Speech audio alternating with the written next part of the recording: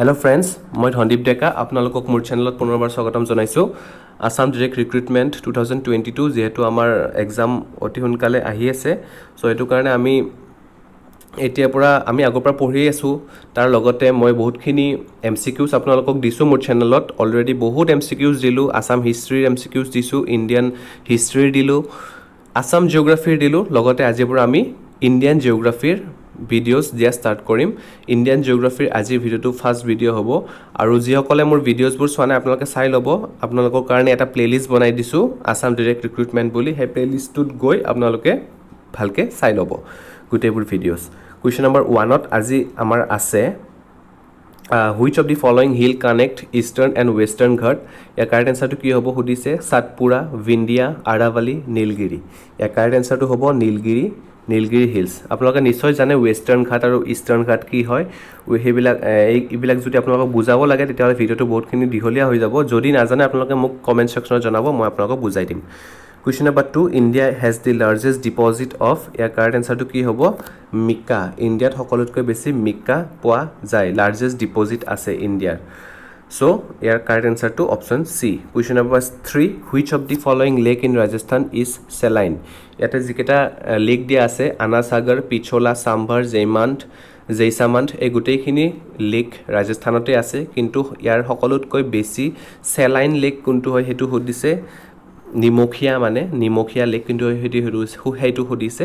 ইয়াৰ correct এনসাৰটো হ'ব option C, Sambhar lake. Question number 4, India is the dash grower of পালচেছ।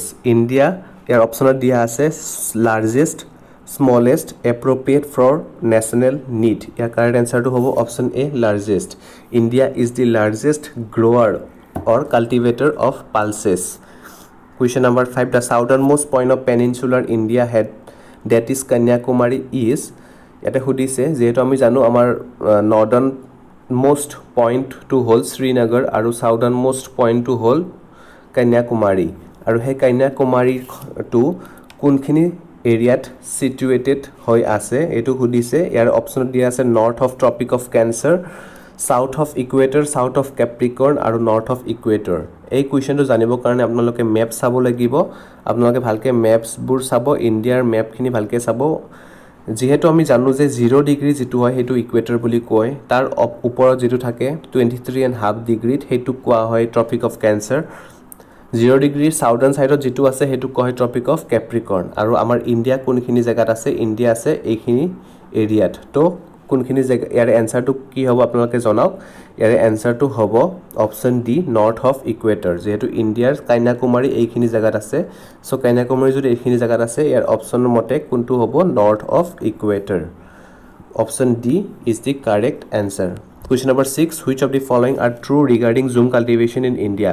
Zoom cultivation যিটো হয় স্লেছ and burn cultivation বুলিও কোৱা হয়। সেই কাল্টিভেশ্যনটো ইয়াতে তিনিটা অপশ্যনত তিনিটা ষ্টেটমেণ্ট দিয়া আছে। সেই ষ্টেটমেণ্ট কেইটা ট্ৰু হয় নে ফল্ছ হয় সেইটো সুধিছে। ইয়াক প্ৰথম অপশ্যনটোত আছে it is largely practised in Assam. দ্বিতীয়টোত আছে it is referred to a slash and burn technique. Question number option 3ত আছে in it the fertility is exhausted in few years. এইটো এনসাৰ আপোনালোকে দিবৰ কাৰণে আপোনালোকে জুম কাল্টিভেশ্যন কি হয়, কেনেকুৱা এৰিয়াত এইটো কাল্টিভেট কৰা হয় সেইখিনি জানিব লাগিব। লগতে মই আপোনালোক কৈ দিওঁ যে ইয়াৰ এনসাৰটো অল অফ দি এবভ হ'ব। মানে ইয়াতে মই অপশ্যনকেইটা দিব পাহৰিলোঁ। ইয়াতে অল অফ দি এবভ মানে 1, 2, 3 এই গোটেইকেইটা কাৰেক্ট হয় জুম কাল্টিভেশ্যন, ৰিগাৰ্ডিং জুম কাল্টিভেশ্যন। অপশ্যন 1 কিয় কাৰেক্ট হয়? কাৰণ এইটো সকলোতকৈ বেছি আছামত প্ৰেক্টিছ কৰা হয়। ছেকেণ্ডটো কিয় হয়? কাৰণ জুম কাল্টিভেশ্যনত স্লেছ এণ্ড বাৰ্ণ টেকনিক বুলি কোৱা হয়। কাৰণ এবাৰ ক্ৰপ কাল্টিভেট কৰিব, ক্ৰপ কাল্টিভেট কৰাৰ পিছত সেইখিনি যেতিয়া ক্ৰপ ওলোৱাৰ পিছত গোটেইখিনি কাটি দিব, কাটি দিয়াৰ পিছত তাতে জ্বলাই দিলে কি হয় আকৌ 2-3 বছৰ ভিতৰত তাতে আকৌ তেওঁলোকে খেতি কৰিব।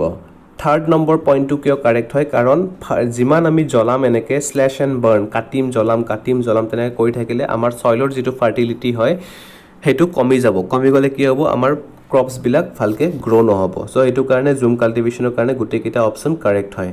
Question number 7, India's highest annual rainfall is reported at. ইণ্ডিয়াৰ সকলোতকৈ বেছি এনুৱেল ৰেইনফল ক'ত হয় সেইটো সুধিছে মানে বছৰত সকলোতকৈ বেছি গোটেই বছৰটোত সকলোতকৈ বেছি বৰষুণ কোনটো জেগাত হয় সেইটো সুধিছে ইয়াৰ কাৰেক্ট এনসাৰটো হ'ব option C Mawsynram Meghalaya Question number 8 The Paithan Jayakwari hydroelectric project completed with the help of Japan is on the river Jayakwari hydroelectric project যেটো জাপানে আমাক হেল্প কৰিছে হেতু কোনখন ৰিভাৰৰ ওপৰত আছে হেতু সুধিছে ইয়াৰ কাৰেক্ট এনসাৰটো হ'ব option D Godavari Question number 9 The outer Himalaya line lies between outer Himalaya যেটো কোৱা হয় হিমালয়ৰ যেটো আমি তিনটা পাৰ্ট আছে আমি সকলোৱে জানো সো সেই তিনটা পাৰ্টৰ outer Himalaya কোন দুটা পাৰ্টৰ মাজত আছে হেতু সুধিছে ইয়াৰ কাৰেক্ট এনসাৰটো হ'ব option A The least Himalaya sorry এটো least নহব lesser Himalayas and the Indo-Gangetic Plain Question number 10 The oldest oil refinery in India is at ইয়াৰ কাৰেক্ট এনসাৰটো আপোনালোকে নিশ্চয় জানে ইয়াৰ কাৰেক্ট এনসাৰটো হ'ব option A Digboi Assam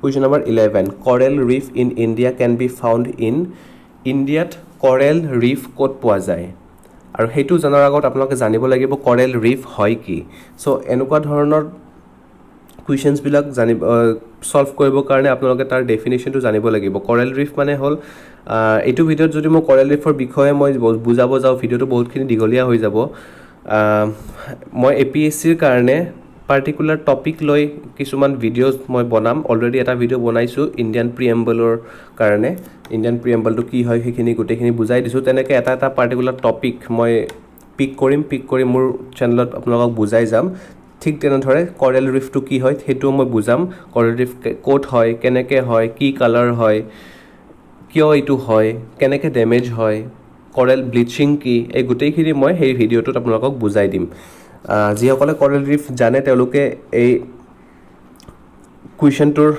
option correct option আপোনালোকে নিশ্চয় জানে ইয়াৰ কাৰেক্ট এনসাৰটো হ'ব option C Rameswaram Question number 12 India has largest turmeric production largest tea production largest ginger production and all of the above ইয়াৰ কাৰেক্ট এনসাৰটো হ'ব all of the above ইণ্ডিয়াত টাৰ্মাৰিক মানে আমাৰ যেটো হালধি বুলি কও হালধি প্ৰডাকশন সকলোকৈ বেছি হয় চাহ প্ৰডাকশন সকলোকৈ বেছি হয় আৰু আদাৰ প্ৰডাকশন সকলোকৈ বেছি হয় Question number 13 Chakma is the tribe from which of the following region Chakma tribe হেতু কোনটো ৰিজনত অৰিজিনেট কৰে বা কোনটো ৰিজনত থাকে চাকমা ট্ৰাইব ইয়াৰ কাৰেক্ট এনসাৰটো হ'ব অপচন সি বাংলাদেশত আমি চাকমা ট্ৰাইব দেখিবলৈ পাও বা চাকমা ট্ৰাইব বাংলাদেশত থাকে Question number 14 The originating in the Himalayan mountain complex consists of how many distinct drainage system of the Indian subcontinent Himalayan mountainot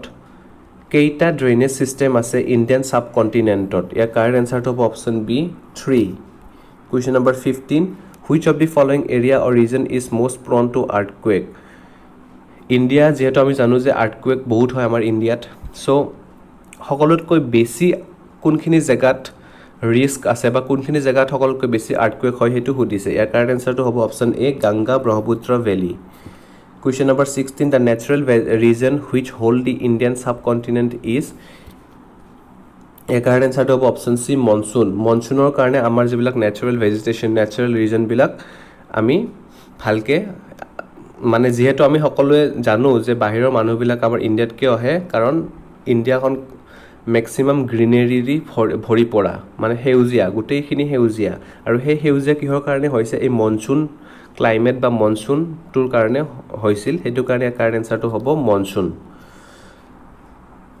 Question number 17 The most fertile region of India সকলোতকৈ বেছি fertile region ইণ্ডিয়াৰ কোনখিনি জায়গাত আছে হেতু সুধিছে fertile মানে হল যত মানে ক্ৰপছ বিলাক বহুত ভালকে গ্ৰো হয় ইয়াৰ কাৰেক্ট এনসাৰটো হ'ব option C Indo-Gangetic Plain Question number 18 When it is noon in Indian Standard Time at Allahabad in India the time of Greenwich London will be যেটো আমি জানো যে Greenwich Mean Time আৰু Indian Standard Timeৰ ভিতৰত 5.5 ঘণ্টাৰ difference আছে so যদি আলাহাবাদত যদি এতিয়া 12টা বাজিছে তেতিয়া গ্ৰীনউইচ লণ্ডনত কিমান বাজি আছে হেতু সুধিছে তেতিয়া 5.5 ঘণ্টা মাইনাস কৰি দিয়ক 12টা বজাৰ পৰা যিখিনি হ'ব সেইখিনিয়ে হয় ইয়াৰ কাৰেক্ট এনসাৰটো অপচন সি 6:30 আৱাৰ্স মানে 6:30টা ৰাতিপুৱা 6:30টা গ্ৰীনউইচ লণ্ডনত হলে ইণ্ডিয়াৰ আলাহাবাদত